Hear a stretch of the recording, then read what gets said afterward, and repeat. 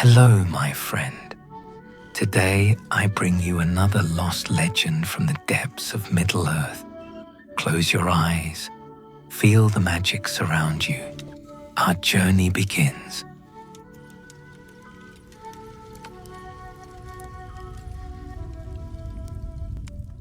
How the Dwarves created weapons to kill dragons, an epic in the style of the Red Book of Westmarch. Year shadowed beginnings. In the deeps of time, when the world was younger and the stone still remembered the song of its making, there came whispers from the roots of the mountains. The dwarves of Khazad-dûm, called Moria in the tongue of the elves, had delved too deep and too greedily, as is the way of their kind when the earth calls to them with promises of mithril and gold. Yet this is not that tale, though it springs from the same well of sorrow. This is the tale of the days before the darkness, when Durin's folk still walked in light beneath the earth, and their hammers rang with purpose against the anvils of creation. For it was in those days that the great forges of Khazad-dûm burned with a fire not seen since the Elder Days, when the Silmarils caught the light of the two trees and held it fast. The shadow had not yet come to dwell beneath the Mirror-mere, but already the wise among the dwarves felt the stirring of something vast and terrible in the world above. Dragons had returned to the north, children of Glaurung the Golden, and their fire scorched the sky with malice. The men of Dale spoke in hushed voices of wings that blotted out the sun, and even the elves of the woodland realm grew watchful and grim. It was then that Nain, son of Daen, master of the forges and keeper of the ancient lore, came before the throne of Durin Thick, with words that would echo through the halls of memory. "My lord," he spoke, his voice like the grinding of stone upon stone, "the time has come to wake the sleeping knowledge. The dragons stir, and our people grow afraid. We must forge weapons of such power that even the children of Morgoth will fear to face them." The king, under the mountain, looked upon his counsellor with eyes that had seen the first light of Durin's awakening reflected in the sacred pools.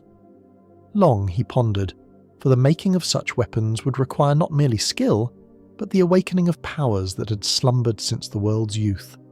The very stones would need to sing their secret names, and fire would need to remember its kinship with the stars. "Speak then of this ancient knowledge," Durin commanded, his voice echoing through the vast hall where pillars of living rock stretched upward into shadow. "Tell me of the craft that our fathers knew, when the world was fierce and the children of Aulë walked with purpose beneath mountain and hill." Nain bowed his head, and when he spoke his words carried the weight of ages. "In the vaults beneath the seventh deep there lie the scrolls of Telchar of Nogrod, greatest smith of the Elder Days, he who forged Narsil, he who taught our people the secret of joining starlight to steel. The knowledge sleeps there still, written in the ancient script, waiting for hands worthy to wake it." The silence that followed was deep as the roots of mountains, broken only by the distant ring of hammers in the lower forges and the whisper of air through the great halls. Around the throne, the wise of the dwarves stood in council, their beards white with the frost of years, their eyes bright with the fire of deep places. And in that silence something stirred that had long been still, the memory of dragons and the fierce joy of those who would dare to stand against them. 2. A whisper in the trees. Beyond the gates of Khazad-dûm, where the Mirror-mere caught the first light of dawn and held it like a jewel in cupped hands, the ancient woods of Lorien stirred with unease. The Malorn trees, tall and golden in their eternal autumn, trembled though no wind moved their leaves. Something walked among their roots that had not walked there for an age of the world. Galadriel, Lady of the Golden Wood, stood upon the high platform of Caras Galadon, her eyes turned northward where the misty mountains rose like broken teeth against the sky. In her hand, Nenya caught the starlight and held it, and in that light she saw shadows moving that others could not see. Dragons, yes, but something more, something that whispered of older fears, of powers that had been bound and might yet break free. The dwarves delved deep, she spoke to the evening air, her voice carrying the music of water over stone. They seek to wake what should perhaps sleep still, yet the need grows, and time shortens like shadows at noon. Celeborn emerged from the golden halls behind her, his steps silent as moonlight on grass. "You have seen something in the mirror," he said, for he knew her moods as the sea knows the pull of the moon. "The waters have shown you glimpses of what may come to pass. "I have seen fire," she replied, and her voice held sorrow older than the mountains. "Fire that burns not with malice alone, but with the hunger of the ancient world, when the music was first broken and discord entered the song. The dragons that fly now are but the herald of something greater stirring. In the depths of Khazad-dûm, the dwarves will find their answers, but the price of that knowledge—" She paused, her hand tightening upon the white stone. "The price may be higher than any know." A wind rose then from the south, carrying with it the scent of distant forges and the ring of hammers on anvil. But beneath that honest music lay another sound, faint as the breathing of stone, deep as the roots of the world. Something turned in its sleep far below, something that had waited long for the sound of dwarf voices in the deep places. "Should we warn them?" Celeborn asked, though he knew the answer before the words left his lips. "Warning would not turn them from their path," Galadriel said. "The nature of the dwarves is to delve and to make, as the nature of fire is to burn. What will come must come, and we can only hope that when the darkness wakes there will be light enough to stand against it." Above them, the stars wheeled in, their courses unchanged and unchanging. But in the deep places of the earth, something stirred that would make even the stars weep. 3. The Lone Rider. Through the high pass rode Gandalf the Grey, his staff white in his hand and Shadowfax bearing him swift as the wind over stone. 3 days had he ridden since leaving the halls of Elrond, 3 days with little rest and less peace, for the message that Galadriel had sent through the secret ways was urgent beyond telling. The path wound treacherous through ice and shadow, where the bones of the earth showed bare and the wind carried voices of the long dead.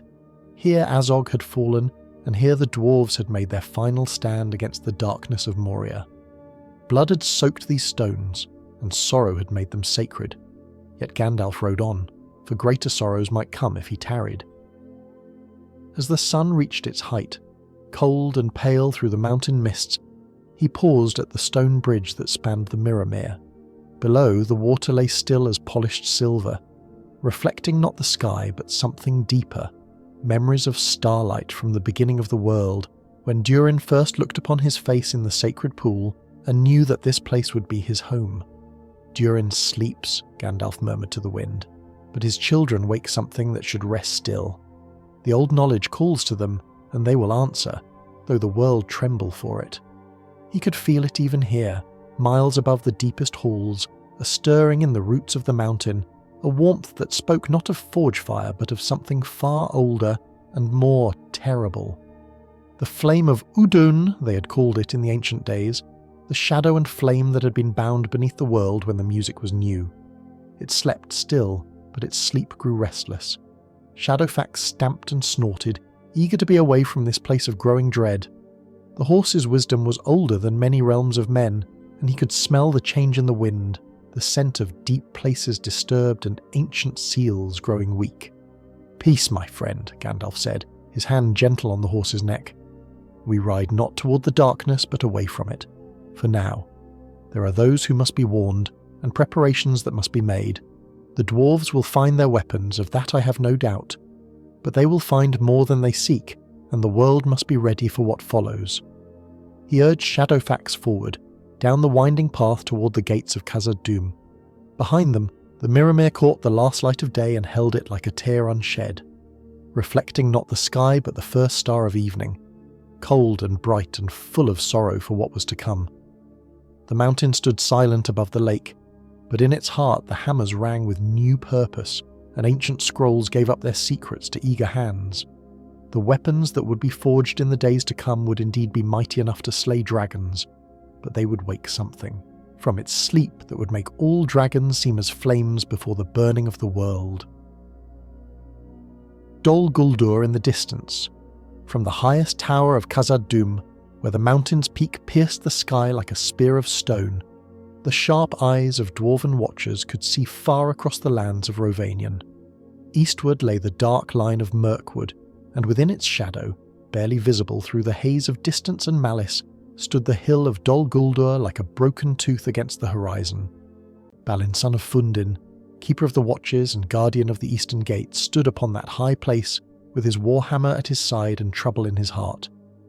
For 3 nights running, he had seen lights moving in that accursed fortress, not the honest light of forge fire or the warm glow of hearth flame, but a sickly green radiance that made the very air crawl with unease. The necromancer stirs, he spoke to his companion, old Glowin, whose beard was white as mountain snow. Something wakes in that evil place, and I fear it has felt the echo of our hammers in the deep. Glowin spat over the parapet, a gesture that spoke of contempt and growing fear in equal measure. "Let the foul sorcerer stir," he growled. "Our forges burn bright, and the weapons we make will turn his servants to ashen shadow. The ancient law speaks true. No creature of darkness can stand before the starlight steel of Telchar's making." But Balin was not comforted. In his years of watching, he had learned to read the signs that others missed. The flight of birds, the colour of the wind, the way shadows fell even when no cloud crossed the sun. And all these signs spoke of a growing peril, of powers awakening that had slept since the elder days. "The starlight steel, yes," he said slowly, his eyes never leaving that distant hill of shadow. "But what if we wake more than we intend? The deepest vaults have been sealed for good reason, friend. Our fathers bound some knowledge in chains of adamant, and those chains grow weak with age." As if summoned by his words, a sound rose from the depths below. Not the familiar ring of hammer on anvil, but something else. A deep thrumming that seemed to come from the very bones of the mountain, a vibration that made the stone beneath their feet hum like a struck bell. Both dwarves felt it in their bones, a resonance that spoke of vast spaces opening, of seals long closed giving way beneath the weight of centuries. The green lights in Dol Guldur flared brighter, as if responding to that deep song from beneath the mountain.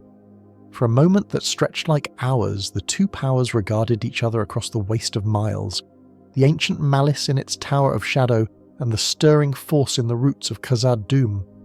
Then the lights faded, but neither dwarf doubted that they had been seen and marked.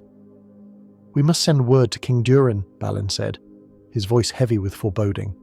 "The work in the deep forges must be hastened. Whatever we wake beneath the mountain, we will need weapons beyond mortal craft to stand against what watches from the shadow." But even as he spoke, he wondered if any weapon forged by dwarf hands would be enough to stand against what was stirring in the darkness, and what their own delving might set free. V. Into the black 7 levels down from the halls of light, past the tombs of kings and the chambers where the mithril veins ran thick as silver rivers through the stone, Nine Son of Dain led his chosen craftsmen into passages that had not known the tread of dwarf feet for 500 years. Their torches cast dancing shadows on walls carved with runes, so ancient that their meaning had been forgotten, though their power still thrummed in the stone like a heartbeat. The way grew narrow and strange, winding ever downward through passages that seemed carved not by tools, but by the passage of something vast and restless. The air grew thick and warm, and somewhere in the distance they could hear the drip of water falling into unseen depths, or perhaps it was not water at all, but something that had once been bright and was now dark, falling drop by drop through the weight of years. "Here," Nine whispered, though in that profound silence his voice seemed to echo like thunder. "The vault of Telchar lies beyond this door." Before them stood a gateway wrought of black stone, unmarked by hammer or chisel but smooth as glass. No lock barred it, no key was needed, for it was sealed by words of power that only the wise among the dwarves still remembered. Nine placed his hand upon the stone and spoke in the ancient tongue, words that had been old when Durin first walked beneath the mountain. The stone shivered like water, and with a sound like the sigh of wind through caverns, the gateway opened. Beyond lay darkness so complete that their torches seemed to dim at the very sight of it, and the air that breathed out from that open space carried scents of metal and ash and something else, something that spoke of fires that had burned since the world was young. One by one, they passed into the vault, and their lights revealed wonders that made even these master craftsmen gasp in awe. Here were the tools of Telchar himself, hammers and tongs and anvils wrought of metals that had no names in any living tongue. Here were the moulds for arrowheads that could pierce dragon scale, and the bellows that could fan flames hot enough to melt the very bones of the earth. And here, upon a table of black stone, lay the scrolls they had come to find.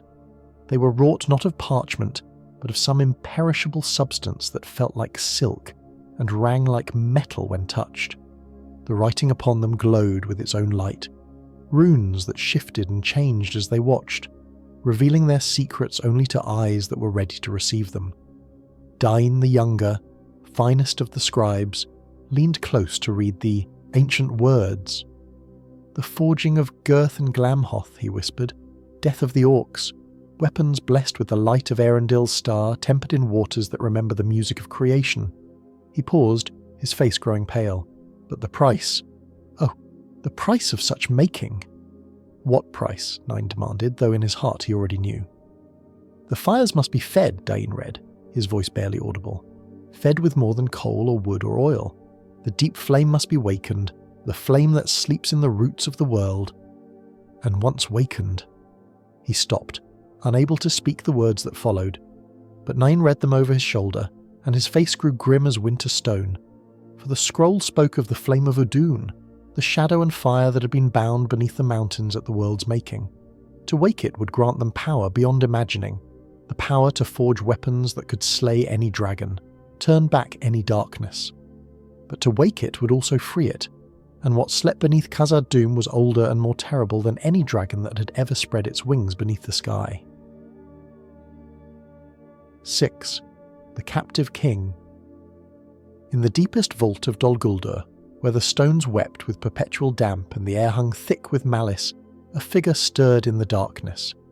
Bound with chains of iron and sorcery, suspended above a pit that breathed forth vapours of despair, hung one who had once been mightiest among the Astari, Radagast the Brown, keeper of beasts and guardian of the wild lands. How long he had hung there, he could not say. Time moved strangely in that accursed place, flowing backward and forward like a poisoned river. Sometimes he was the wizard who had walked in sunlight among the trees of Rosgobel. Sometimes he was the broken thing that had been taken in the dark wood, when the necromancer's servants fell upon him like a tide of shadow. But now, in this moment of clarity that came like a brief glimpse of stars through storm clouds, he felt a stirring in the earth far beneath him. The dwarves delved deep, deeper than they had delved in many years, and their work had awakened something that had slept since the elder days. In the roots of Khazad-dûm, the flame of Udun turned restless in its binding, drawn by the ring of hammers and the chanting of old words. "Yes," whispered a voice from the shadows, a voice like silk over steel, like honey poured over poison. "You feel it too, old fool. They meddle with powers beyond their understanding, these children of Aulë. They think to forge weapons to stand against my servants, but they will only loose a greater darkness upon the world." The necromancer stepped from the shadows, and though his form was that of a tall man clad in robes of black and grey, Radagast could see the truth beneath the seeming.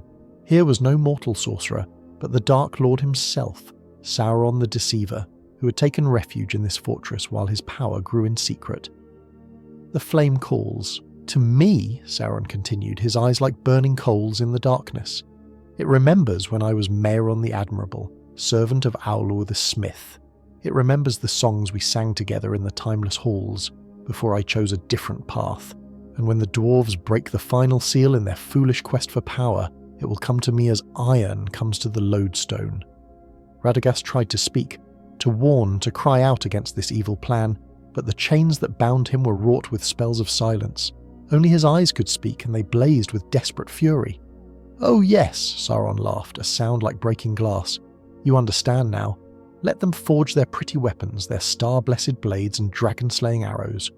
What use will such toys be when the shadow of the flame walks the earth again? When fire and darkness unite under my banner, all the light of the west will not stand against me."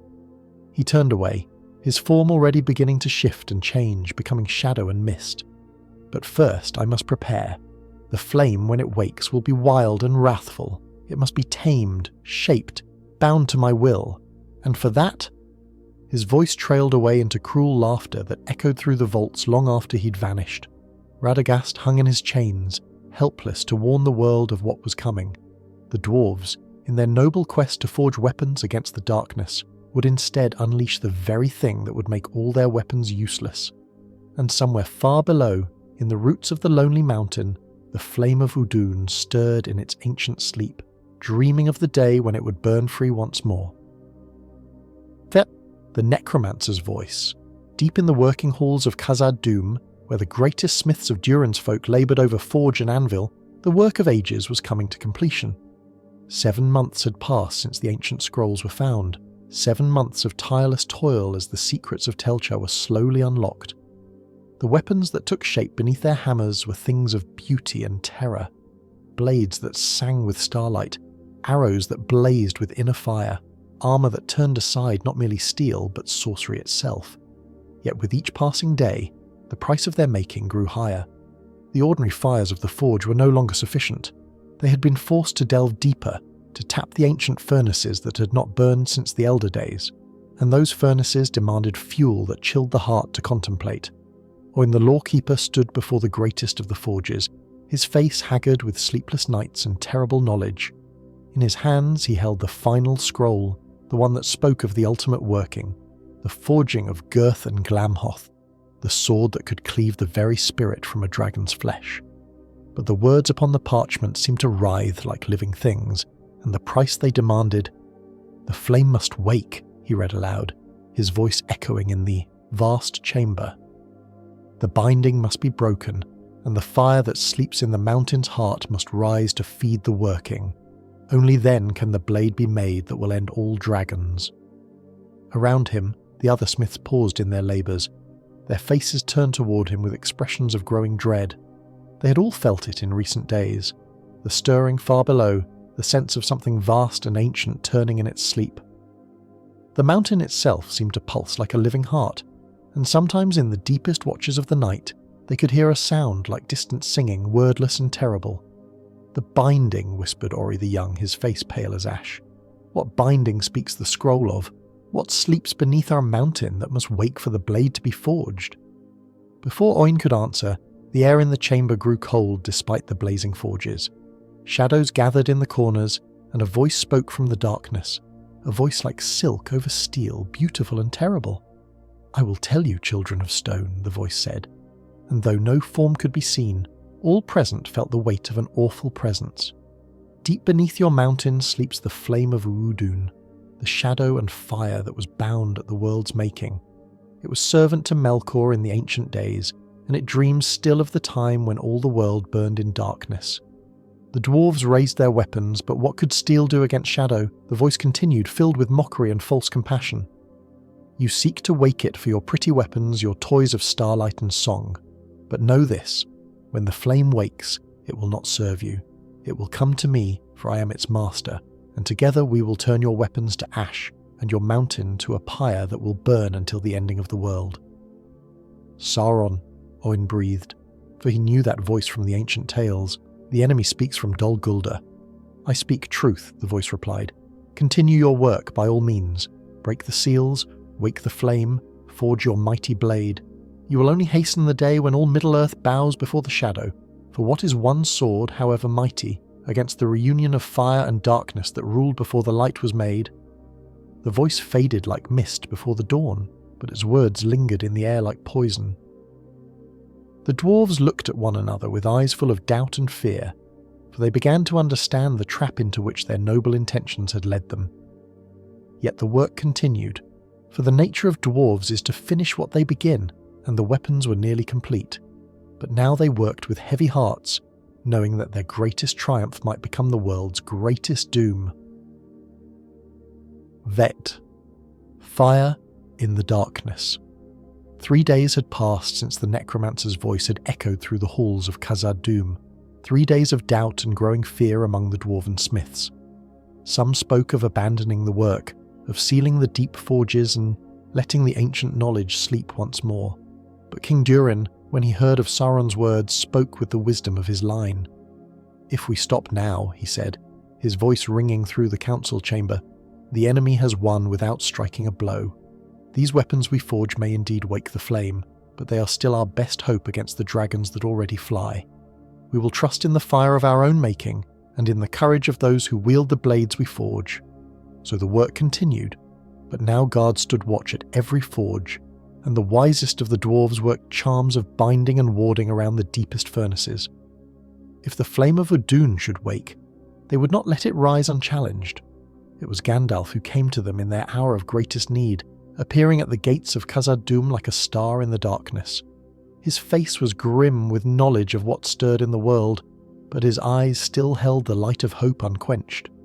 "I have come to see this great working," he said to King Durin, "and perhaps to lend what aid I may, if the powers of the White Council can turn the darkness aside." Down they went together, king and wizard, into the deepest halls where the mightiest forge burned with fire drawn from the mountain's heart. Here the final blade was taking shape, the sword that would be called Girth and Glamhoth, wrought with starlight and tempered in waters that remembered the music of creation. But as Gandalf approached the forge, he felt the stirring far below, the ancient malice that turned in its binding like a sleeper in a nightmare. The very stones beneath his feet were warm to the touch, and in the air hung the scent of sulphur and ash. "It wakes," he said grimly. "The flame of Udun stirs in its prison. Drawn by your working, the binding will not hold much longer." As if summoned by his words, a tremor ran through the mountain, and deep below they heard a sound like the roaring of a vast forge bellows.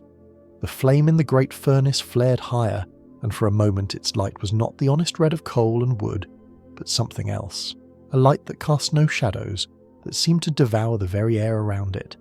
"Now!" cried Nine, raising his hammer above the glowing blade. "Now, while the fire burns highest." But Gandalf raised his staff, and its light blazed forth like a star kindled in the darkness. "Hold!" he commanded. "I will bind what you have wakened, but the blade must be quenched in other waters than these. Bring forth the phial of Galadriel, the light of Erendil's star that she gave to your people in friendship." With trembling hands, Oin brought forth the crystal phial, no larger than a man's palm but filled with light that seemed to hold all the stars of heaven. Gandalf spoke words in the ancient tongue, words of binding and command, and the light in the phial flared until it rivaled the sun itself. Down he plunged the blade into that star-kindled water, and the meeting of fire and light sent a shock through the mountain that was felt in Dol Guldur itself. The flame of Udun, reaching upward through stone and root, met the pure light of the Silmaril and recoiled like a serpent from a naked blade. "It is done," Gandalf said, his voice heavy with weariness. "The blade is forged and blessed, and the flame sleeps once more, but the binding is weakened and will not hold forever. Use this weapon well, for it may be the last of its kind to be made in the deeps of the world." In his hands the sword Girth and Glamhoth cooled from white heat to the blue-white of starlight, and along its edge ran letters that seemed to burn with their own inner fire. "Death to the Orc host, and may no evil thing withstand its stroke." Nigh. Return to the Wise, 7 days hence, in the hidden valley of Rivendell where the waters of Bruinen ran clear and cold beneath the autumn stars. The White Council gathered in haste and grave concern. Word had come from many sources, from the elven watchers in Mirkwood, from the rangers of the north, from Gandalf himself who rode swift as the wind from the gates of Khazad-dûm. In the house of Elrond, where wisdom was kept like precious wine in ancient cellars, the greatest powers of the West took counsel together. Elrond half-elven sat in the place of honour, his face grave with the weight of 3 ages of watching. Beside him sat Galadriel of Lothlorien, and her beauty was terrible to behold, for she had looked upon the working of the dwarves through her mirror, and seen what shadow it might cast upon the future. Saruman the White stood before them all, his robes gleaming like snow in starlight, his voice measured and wise. Yet in his eyes there burned a light that some might have called ambition, had they dared to look closely enough. "The dwarves have succeeded in their great working," Gandalf reported, his grey robes dusty from hard riding. "The weapons are forged, and such weapons as have not been seen since the elder days. The blade Girth and Glamhoth could indeed cleave the heart from Smaug himself, and the arrows they have made could pierce the scales of Glaurung in his prime. Yet the price," Galadriel said softly, her voice like the music of water over stone. "Tell them of the price, Mithrandir." Gandalf's face grew darker. "The flame of Udun stirs in its binding. Each strike of the hammer, each working of the ancient law, has weakened the seals that hold it fast. I was able to bind it once more, but the binding grows weaker with each passing day, and Sauron knows of it. He spoke to the dwarves from his tower in Dol Guldur, promising that the flame would come to him when it breaks free." A silence fell upon the council, heavy as the shadow of storm clouds. Each of them understood the danger. The flame of Udun had been among the mightiest of Melkor's servants in the ancient days, a being of shadow and fire that could lay waste to kingdoms with its passing, if it should, wake and join itself to Sauron's power. "We must strike at Dol Guldur," Saruman said at length, his voice carrying the weight of authority. "Drive out the necromancer before he can claim this power for his own. The fortress has been a shadow upon the world too long. Let us cleanse it with fire and light." "And if we fail?" Elrond asked quietly. "If our assault only drives him forth to some other stronghold, while the flame wakes in our absence? Then we must ensure that the weapons the dwarves have made find their way to those who can wield them best," Galadriel said. "The blade girth and Glamhoth should not rest in any treasury or armoury. It should go to one who will have need of it when the final darkness comes." "And who would that be?" Saruman asked, though his tone suggested he already knew the answer. Gandalf looked around the circle of faces, reading the wisdom written in eyes that had seen the rise and fall of kingdoms. "The line of Isildur endures," he said slowly. "Though they know it not, the blood of Númenor runs still in the north. When the time comes, a king will arise who will have need of such a blade." "But that time is not yet," Elrond said. "The blade must be kept safe until the hour of its need arrives. I will take it into my keeping and guard it until the stars foretell its drawing." Thus it was decided, though none of them spoke of their deeper fears, that the making of the weapons had already doomed them all, and that the stirring of the flame was but the first note in a song of ending that would not cease until the world itself lay in ashes. Yet hope remained, for it is the nature of the wise to kindle hope even in the darkest hour, and to trust that light will find a way to shine even when all the stars are veiled. X. Stirring the North. From Rivendell, Gandalf rode north and east, following paths known only to the wise and the desperate. His mission was clear, to find those who might wield the weapons forged in Khazad Dûm's depths, and to set in motion the events that might yet save the world from the shadow that grew with each passing day. In the grey mountains, where the cold winds blew fierce, and the peaks stood sharp as broken swords against the sky, he found the dwarves of the northern kingdom gathered in their halls of exile. For centuries they had nursed their grievances and their dreams of return, speaking always of Erebor the lonely mountain, and the treasure that lay beneath it, guarded by the dragon Smaug. Thrain, son of Thror, sat upon a throne of carved stone, his face marked by loss and bitter years of wandering. About him gathered the greatest of the northern dwarves, warriors whose axes had tasted orc blood in 100 battles, craftsmen whose skill was renowned from the Iron Hills to the Blue Mountains. "Gandalf Greyham," Thrain said as the wizard entered his hall. "You bring news from the south. I see it in your eyes. Speak freely. What tidings do? You bear from the wide world." "I bring word of weapons," Gandalf replied, his voice carrying clearly through the high hall. "In Khazad Dûm, your kindred have worked a great feat of smithcraft. They have forged blades that could pierce dragon scale, arrows that could find the heart of Smaug himself." A murmur ran through the assembled dwarves, for the name of Smaug was both curse and challenge to them. The dragon had driven them from their homeland, scattered their people to the winds like leaves before a storm. To hear that weapons existed that might bring the great worm low. "What price for such weapons?" asked Dain Ironfoot, ever the practical warrior. "The dwarves of Moria are not known for their generosity, especially to their northern kindred." Gandalf smiled, though it was a grim expression. "No price but the courage to use them. For these weapons were not made for coin or trade, but for the defence of all free peoples against the darkness that grows. Yet there is more to tell. Smaug is not the only dragon that flies. In the northern waste others have awakened, children of Glaurung and servants of the ancient malice. If they are not stopped, they will spread fire and death across all the lands of men." Thorin Oakenshield, son of Thrain, stepped forward from among the gathered lords. Though still young in the measure of his people, his eyes held the fire of kings, and his voice carried the authority of one born to command. "You speak of stopping dragons," he said. "But what of our own dragon? What of Smaug who sits in our rightful halls, sleeping upon our father's gold? If weapons exist that can pierce his hide, then let us have them, and we will reclaim what was stolen from us." "In time," Gandalf said. "But first, other threats must be faced. The dragons of the North mass for a great assault upon the kingdoms of men. Dale and Esgaroth, the woodland realm, and even distant Erebor itself. All lie in their path. If you would reclaim your mountain, you must first ensure that there are allies left alive to aid you." He spoke long into the night, telling them of the stirring in Dol Guldur, of the weapons forged in the depths of Moria, of the gathering shadows that threatened to engulf all the north. And slowly, grudgingly, the dwarves began to see the wisdom in his words. For what use was a throne if the kingdom around it lay in ashes? What good was treasure if there were none left alive to spend it?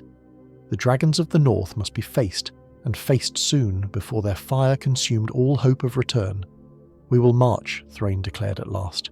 "Not to Erebor, not yet, but to face these flying terrors that threaten the lands of our allies. And if these weapons you speak of can truly pierce dragonhide, then we will prove their worth in the crucible of battle." Thus began the mustering of the northern dwarves, a gathering of might that had not been seen since the War of the Dwarves and Orcs. Axes were sharpened, mail was mended, and ancient war songs echoed through the mountain halls. The time of exile was ending, and the time of battle was at hand. A hobbit remembered far from the counsels of the wise and the mustering of armies, in the green and pleasant land of the Shire, life continued much as it always had. The seasons turned in their ancient rhythm, the barley ripened in the fields, and the hobbits of Hobbiton went about their quiet business with little thought for the wider world and its troubles. Yet even here, in this most peaceful corner of Middle-earth, there were those who remembered older days and stranger tales. In Bag End, the finest hobbit hole in all the Shire, Bilbo Baggins sat in his study, surrounded by maps and books and papers covered with his careful script. Before him lay an account he had been writing for many years, the tale of his own adventure, when he had walked with dwarves to the lonely mountain and faced the dragon Smaug in his lair. The autumn evening was drawing in, and the first stars were beginning to show themselves above the party tree. Bilbo set down his pen and rubbed his eyes, for the writing of memories was wearisome work, especially when those memories included terrors that still made him wake sweating in the night. Yet something had been troubling him of late, a restlessness that seemed to come from the very air itself. He rose and walked to his round window, looking out over the gardens of Hobbiton toward the distant misty mountains. They were barely visible in the gathering dusk, no more than a dark line against the western sky. Yet tonight they seemed to loom larger somehow, as if some shadow had fallen upon them that made them press closer to the safe green lands. "Strange," he murmured to himself, unconsciously turning the golden ring upon his finger. "I had thought my adventuring days were done, yet something stirs in the world that makes my old bones ache with remembering." It was then that he heard the sound, distant but unmistakable to one who had lived through the siege of Erebor, the beating of great wings in the night sky, coming from the north where the lonely mountain stood. But this was not the wing beat of eagles, noble and free. This was something else, something that carried with it the scent of ash and burning. Bilbo stepped outside his door, heedless of the evening chill, and looked up at the star-scattered sky. There, moving against the constellation of the sickle, he saw them, dark shapes that blotted out the stars as they passed. Dragons, 3 of them at least, flying south with purpose and malice.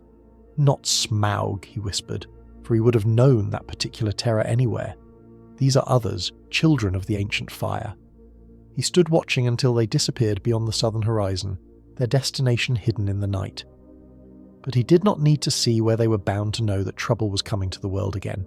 Back in his study, he took up his pen once more, but instead of continuing his memoirs, he began a new page. "On this night," he wrote, "in the 51st year of my life, I saw dragons flying south, and I fear that the peace of the Shire may not endure much longer. There are times when even the smallest folk must play their part in the great affairs of the world, though they know not what part that may be." He sealed the letter carefully and set it aside, though he could not have said why. Perhaps it was merely the fancy of an old hobbit who had seen too much of the world's dangers, or perhaps it was the wisdom of one who had learned that in the darkest hours, hope often came from the most unlikely places. Outside his window, the night wind sighed through the party tree, and somewhere in the distance a dog howled as if it too had seen the shadows passing overhead. The Shire slept on, wrapped in its ancient peace, but that peace was more fragile than its people knew, and the time was coming when even hobbits would be called to stand against the darkness. Tjartason, the plan set in motion. In the halls of Erebor, empty now for 2 centuries save for the coiled malice of Smaug the chiefest and greatest of calamities, something stirred that was not the dragon's restless dreaming. Deep in the treasure chambers where gold lay heaped like fallen leaves and jewels gleamed with their own cold fire, a tremor ran through the mountain that had nothing to do with the great worm's slumber. Far below, in caverns that had been delved before even the dwarves came to the mountain, ancient seals were weakening. The working of the weapons in Khazad-dûm had sent ripples through the deep places of the earth, and those ripples had reached even here, to the roots of the lonely mountain. Something that had slept since the elder days began to stir, something that remembered when the world was young, and fire was first stolen from the void. Smaug felt it in his dreams and stirred uneasily upon his bed of gold. In his ancient memory, older than the kingdoms of men, he recalled rumours of powers that had been bound beneath the mountains when the music was first sung. The flame of Udun was not unique. There were others of its kind scattered through the deep places, sleeping guardians of elder secrets. "What wakes beneath me?" the dragon murmured, his voice a rumble like distant thunder. "What fire burns that is not my own?" But before he could delve deeper into that troubling dream, another sound reached his keen ears, the sound of voices in the tunnels below, voices that spoke in the tongue of dwarves. Somehow, impossibly, his mountain had been invaded. Miles below, in the ancient ways of the kings that led from the front gate to the very heart of the mountain, a small company moved with silent purpose. 13 dwarves and a hobbit, led by one who bore a key that had been kept in his family for generations, a key that opened doors that had been sealed since Smaug's coming. Thorin Oakenshield moved like a king already, though his kingdom lay buried beneath dragonfire and greed. In his hand he carried one of the weapons forged in Khazad-dûm, not the great blade Girth and Glamhoth, which lay safe in Rivendell, but a sword almost as mighty, wrought with starlight and blessed with the tears of the elves. At his side walked Gandalf the Grey, his staff dim in the darkness but his purpose bright as flame. "The dragon sleeps deep," Gandalf whispered as they climbed the endless stairs toward the hidden door. "But something else wakes beneath him, something that even Smaug does not understand. We must be swift in our work, for when the deep fire rises, even these blessed weapons may not suffice to stand against it." Bilbo Baggins, smallest of the company but perhaps the most crucial, fingered the golden ring in his pocket and tried not to think about what lay ahead. He had volunteered for this madness, or been volunteered by Gandalf, which amounted to the same thing, but even his experience with Smaug had not prepared him for what they might find in the depths below the dragon's lair.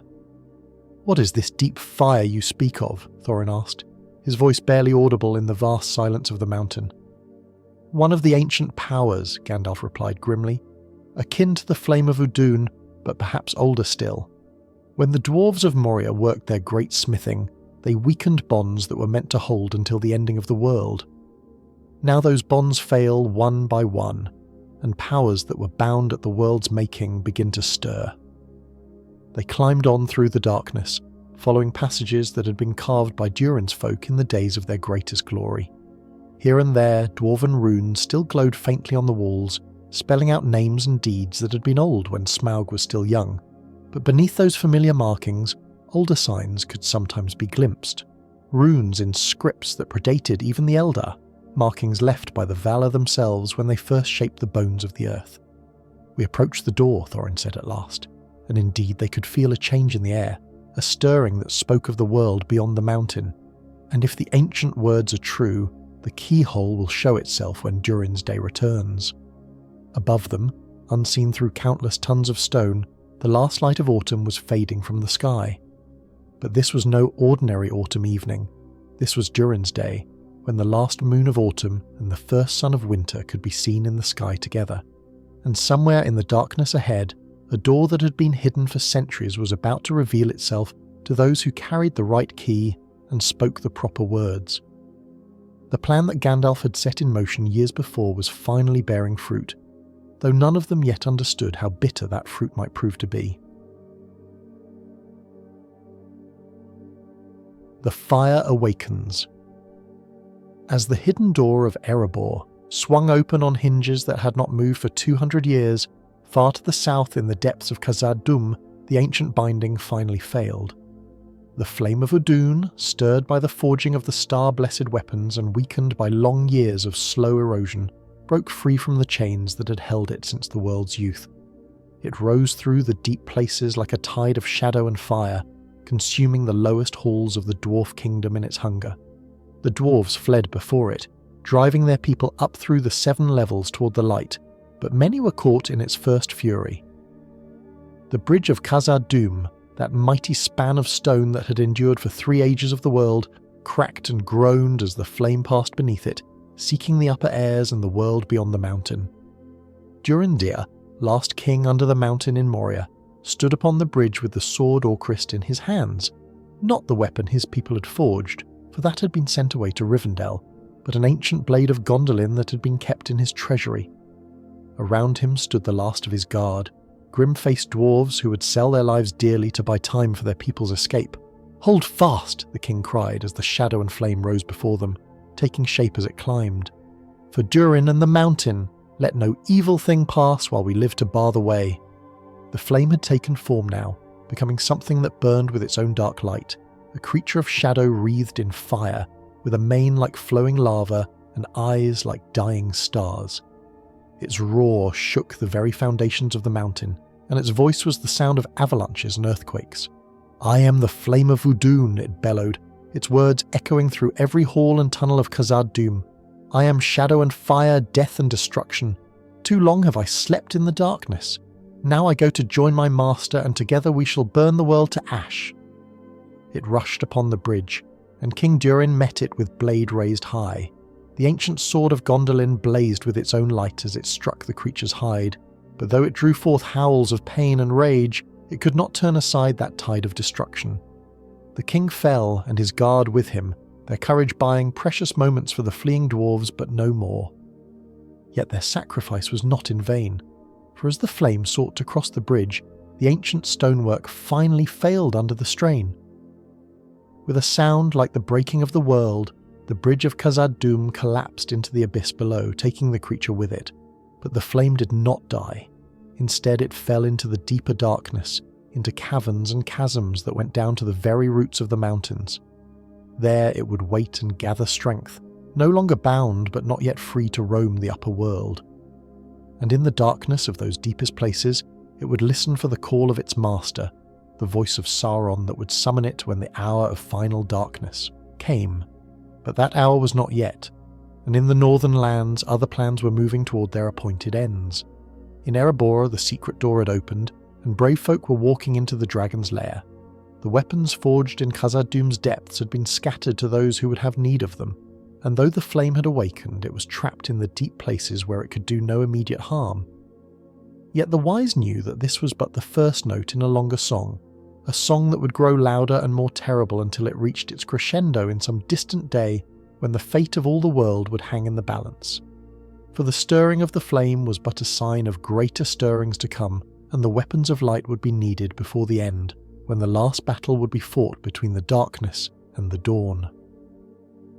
Thefts, a blade, not yet drawn. In the fortress of Dol Guldur, the necromancer felt the awakening of the flame through every stone of his dark tower. For a moment that seemed to stretch like hours, Sauron allowed his true form to show, not the fair guise he had worn in ancient days, nor the shadow shape he preferred in this latter age, but the burning presence of a mire corrupted, terrible in its fallen glory. "It wakes," he whispered, and his voice carried to every corner of his domain. In the pits below his tower, the orcs cowered, and the fell beasts whimpered. In the upper chambers, darker things stirred with anticipation. The flame of Udun rises, though not yet to freedom, but it listens now, and when I call, it will come. He turned his thought northward, seeking across the leagues to where he sensed another stirring. The dragon Smaug had been roused from his dreams by the sound of intruders in his mountain, and his rage was a thing that could be felt across half of Rovanion. But there was more than dragon wrath in the air. There was something else awakening, something that had slept even longer than the flame. So, Sauron mused, his form shifting back into shadow. The dwarves seek to reclaim their mountain, armed with the star-blessed weapons of their southern kindred. Let them try. If they succeed, they will only awaken that which sleeps beneath Smaug's hoard, and if they fail... His laughter was like the sound of breaking glass. If they fail, the dragon will emerge from his lair in wrath, and all the north will burn. In the highest chamber of his tower, where the walls were hung with maps that showed not only the lands as they were, but as they might become, he began to plan. The awakening of the flame was but the first step in a design that had been centuries in the making. Soon, very soon, he would have power enough to reveal himself openly, to cast aside the guise of the necromancer and reclaim his true name and dominion. But first, there were other pieces to move upon the board. In the far south, his servants stirred the Haradrim to war. In the east, the Easterlings sharpened their weapons and thought dark thoughts of conquest. And here in the heart of Mirkwood, his fortress grew stronger with each passing day, fed by the darkness that flowed from the awakened flame. He raised his hand, and in it appeared a palantir, one of the seeing stones of Numenor that he had long ago claimed for his own. Through its depths, he looked across the lands of Middle-Earth, watching the moves and counter-moves of his enemies. In Rivendell he saw Elrond standing in his armoury, contemplating the great sword Girth and Glamhoth that had been brought there for safekeeping. The blade gleamed with its own inner light, and Sauron could feel its power even through the stone's vision. It could indeed slay dragons, perhaps even hurt one such as himself. But it would not be drawn until its appointed hour, and that hour was not yet come. In the grey mountains he saw the mustering of the dwarves, their axes bright and their purpose grim.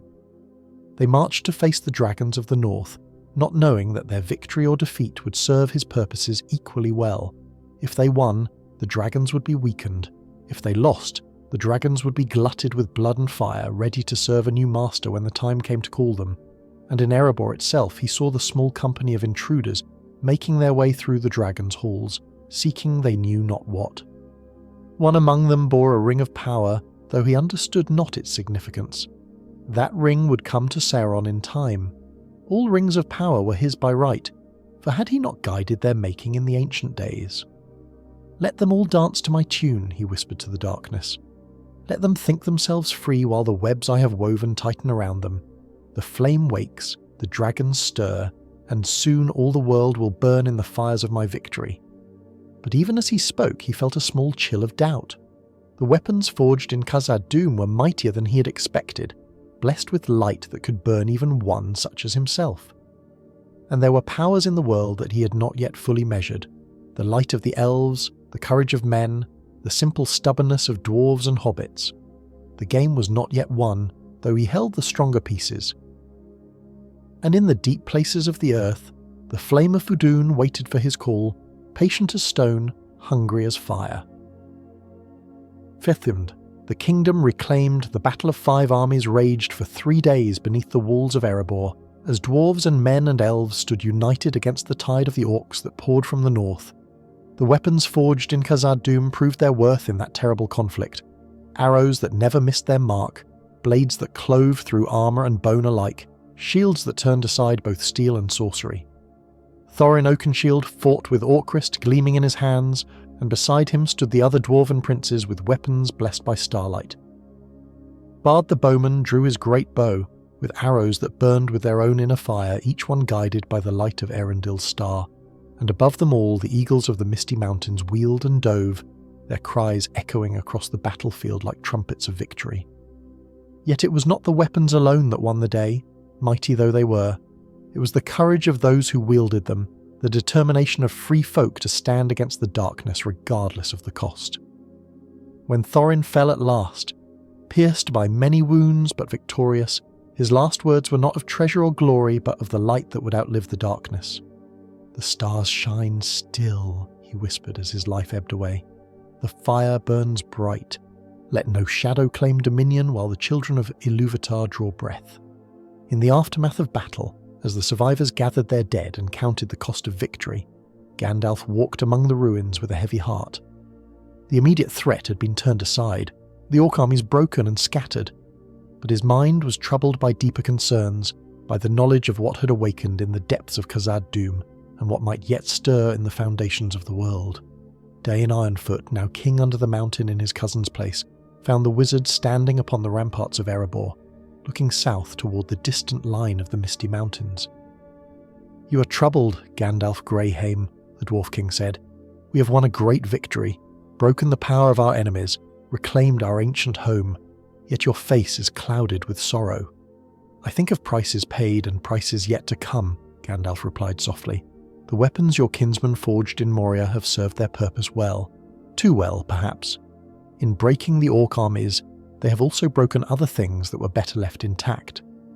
He told the Dwarf King then of the Flame of Udun, of its awakening and its fall into the deepest places. He spoke of the weakness in the ancient bindings, of powers stirring that had slept since the world's youth, and he warned of the necromancer in Dol Guldur, whose plans were only beginning to bear their bitter fruit. "What would you have us do?" Dain asked when the tale was told. "We cannot unknow what we have learned, unforge what we have made. The weapons exist, and the world has need of them. Guard them well," Gandalf said, "and prepare for darker days to come. For this victory, great though it is but the first act in a longer play. The enemy has shown his hand, but not yet his face. When he does..." The wizard's voice trailed away into the mountain wind. Below them, in the great halls of Erebor, the dwarves were already at work, rebuilding what the dragon had destroyed, setting the mountain kingdom back upon its ancient foundations. The treasure of Smaug had been distributed fairly among the allies, and trade was beginning to flow once more along the old roads. Yet deep beneath the mountain, in chambers that even Smaug had not penetrated, other things stirred. The death of the dragon had broken more than his hoarding spell. It had cracked seals that had been set in place when the mountain was first raised, and in those deepest places something waited that was older than dragons, older perhaps than the elves themselves. But that was a tale for another day, another age. For now there was peace in the north, and the light of the Arkenstone shone once more in the halls of the Mountain Kings. The weapons of starlight had done their work, and the free peoples of Middle-earth had proven that courage and unity could stand against even the darkest powers. Yet Gandalf knew, as he stood watching the sunset gild the peaks of the lonely mountain, that this was but a respite in a longer war. The real test was yet to come, when the necromancer cast off his disguise and revealed himself as the Dark Lord returned, and when that day came, they would need more than blessed weapons to stand against the shadow. They would need hope itself, and the strength that comes from the simplest and most unlikely places. They would need the courage of hobbits, and the loyalty of friends, and the light that no darkness could ever wholly extinguish. Siftetinde. A ring still sleeps in the quiet of Bag End, where the lamps burned warm against the gathering autumn darkness. Bilbo Baggins sat writing in his study with greater urgency than he had felt in years. The news from the north had reached even the Shire, tales of battles fought and kingdoms reclaimed, of dragons slain and treasures redistributed. But it was not these grand doings that troubled his sleep and made his hand shake as he wrote. It was the ring. For 60 years he had carried it, the simple golden band that he had found in the depths of the Misty Mountains, in the dark tunnels where a wretched creature named Gollum had lost more than a riddle game. For 60 years it had seemed no more than a curious trinket, useful for avoiding unwanted visitors and slipping away from troublesome conversations. But lately it had begun to whisper, not in words, not in any language that his ears could understand. But when he held it up to the firelight, when he turned it between his fingers in the quiet hours before dawn, he could feel something stirring within its golden depths, a presence vast and terrible that seemed to press against the confines of the metal like a caged beast, testing the strength of its bars. "Strange," he murmured, setting down his pen to rub his tired eyes. "In all the tales I heard in Erebor, in all the lore that Gandalf shared by campfire and torchlight, there was never mention of a ring such as this. Yet something about it..." He paused, a memory stirring. "Something about it reminds me of the weapons they showed us, the star-blessed blades from Khazad-dûm. The same sense of power, but..." He shivered despite the warm room. "But where those weapons carried light, this thing seems to drink it." He took the ring from his pocket and held it up before the fire. In the dancing flames he could almost see shapes moving, armies marching, cities burning, a great eye wreathed in flame that seemed to look directly at him across impossible distances. The vision lasted only a moment, but it left him cold and shaking. "I should ask Gandalf about it," he said to the empty room. "When next he comes to the Shire, I should show him this thing and ask his counsel." But even as he spoke, he felt a strange reluctance, as if some part of him recoiled from the thought of giving up the ring, of letting it pass from his keeping into other hands. It was then that he heard the sound of hoofbeats on the lane outside, and a moment later came the familiar knock at his door. Bilbo hurried to answer it, slipping the ring back into his pocket with movements that had become automatic over the years. "Gandalf!" he cried, opening the door to reveal the wizard standing on his doorstep, travel-stained and weary. "How wonderful! I was just thinking of you. Come in, come in. You must be tired from the road." But as Gandalf entered the warm hallway, brushing rain from his grey cloak, his eyes were troubled. There was something different about him, Bilbo noticed. A weight of care that had not been there during their adventure to Erebor. The wizard's gaze lingered on him with an intensity that was almost uncomfortable, as if he were looking not just at Bilbo but through him, searching for something hidden. "I bring news from the wide world," Gandalf said, as they settled by the fire with tea and seed cake. "The Battle of Five Armies is won, Erebor is reclaimed, and Smaug the Golden sleeps his final sleep. Your part in that victory will be remembered in song for many years to come." "That's wonderful news," Bilbo said, though he noticed that the wizard's tone carried little joy. "But you seem troubled, my dear fellow. Is all not well in the wide world?" Gandalf was quiet for a long moment, staring into the fire as if he could read portents in the dancing flames. "There are stirrings," he said at last. "Powers awakening that have slept since the Elder Days. The forging of the star-blessed weapons has had consequences that even the wise did not foresee." He spoke then of the Flame of Udun, of its awakening and its fall into the deepest places. He told of the necromancer in Dol Guldur, whose true nature was becoming clearer with each passing day. And he hinted at other things stirring, other powers that had been bound at the world's making and might yet break free. "But why do you tell me these things?" Bilbo asked when the tale was done. "I am no warrior, no wizard or king. I am just a hobbit of the Shire, content with my books and my garden." "Are you?" Gandalf asked quietly, and his eyes seemed to pierce straight through to Bilbo's heart. "Just a hobbit, with nothing more to your name than the treasures you brought back from Erebor?" For a moment Bilbo's hand moved, toward his pocket, toward the weight of the ring that rested there. But then he caught himself, some instinct warning him to silence. "What else would I be?" he asked, forcing his voice to lightness. "What else could I be?" Gandalf watched him for a long moment more, then seemed to come to some decision. "Perhaps nothing," he said, but his tone suggested he thought otherwise. "Perhaps you are indeed just what you seem, a respectable hobbit in a respectable hole, with nothing more dangerous about you than a tendency to go off on adventures." They spoke of other things then, of the Shire and its doings, of old friends and new troubles. But Bilbo noticed that Gandalf's eyes never quite left his face, and when the wizard departed the next morning, there was a sadness about him that had not been there before. Alone again in Bag End, Bilbo sat in his study and stared at the blank page before him. Outside, the first snows of winter were beginning to fall, covering the Shire in a blanket of white that made everything seem clean and new. But in his pocket, the ring grew warm against his leg, and in its depths, something that had slept for long ages began, very slowly, to wake.